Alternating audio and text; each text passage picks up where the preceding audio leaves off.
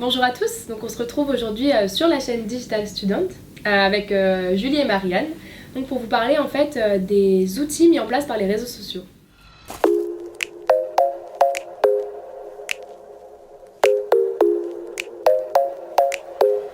Est-ce que vous pouvez nous préciser qu'est-ce qu'on entend vraiment par outils mis en place par les réseaux sociaux? Alors déjà, soyons clairs, nous n'allons ni parler de stratégie de marque sur les réseaux sociaux, ni de brand content. Pour nous, ce sont les outils qui sont mis à disposition par les plateformes sociales, donc les outils, les fonctionnalités qui permettent en fait aux entreprises d'atteindre leurs objectifs, donc dans un but professionnel et commercial. Donc ces objectifs peuvent être divers, il peut s'agir simplement de l'optimisation d'une nouvelle campagne, de la promotion de produits ou encore simplement la présentation de l'entreprise en elle-même. Donc, par exemple, un outil qui est bien connu, c'est Facebook et ses annonces sponsorisées. Donc, elles sont présentes depuis déjà bien longtemps. Tout simplement, c'est des annonces d'entreprises qui viennent dans le fil d'actualité de la personne. Après, on peut parler aussi d'outils internes. Donc ça, c'est des outils qui ne sont pas visibles par les personnes lambda comme nous, par exemple. Mais on peut parler de Facebook Manager, donc ça permet de voir ses statistiques, ses affichages, directement tout gérer. Donc voilà, c'est un outil qu'on dirait plutôt interne. Vous devez certainement vous demander pourquoi on veut vous parler de ces outils aujourd'hui.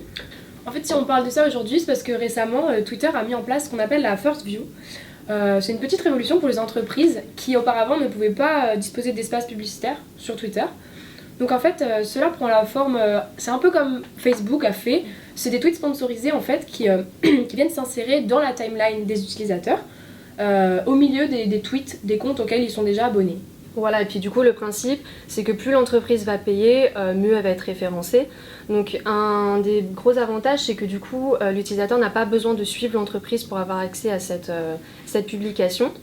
Donc en France c'était Jeep qui a été le premier à lancer la First View. Donc un des gros avantages financiers qui du coup a été analysé après, c'est que pour 1 euro investi, il y a un retour sur investissement de 2,66 €. Donc c'est vraiment assez impressionnant pour 1 euro tout simplement. Plus anciennement, c'est Instagram en fait qui avait mis en place des annonces sponsorisées. Est-ce que vous pouvez nous expliquer un peu comment ça marchait? Alors effectivement, début 2015, Instagram, la plateforme donc, que tout le monde connaît de partage de photographies et de courtes vidéos, a lancé en fait la publication de contenu publicitaire. Donc les utilisateurs voient donc désormais dans leur fil d'actualité des publicités qui sont basées sur leur centre d'intérêt, plus ou moins en tout cas. Et cette fonctionnalité a donc été mise en place assez progressivement afin d'en tester l'efficacité. Et ce sont des entreprises qui étaient considérées déjà comme actives sur ces réseaux et donc très créatives. Mais aujourd'hui, on s'est rendu compte qu'en fait, ça s'est vraiment banalisé puisque quasi toutes les entreprises peuvent l'utiliser, que ce soit le secteur du luxe comme de la grande consommation. Du coup, ça me fait penser qu'en même temps, Instagram avait lancé les annonces à plusieurs photos qu'ils ont appelées les annonces carousel.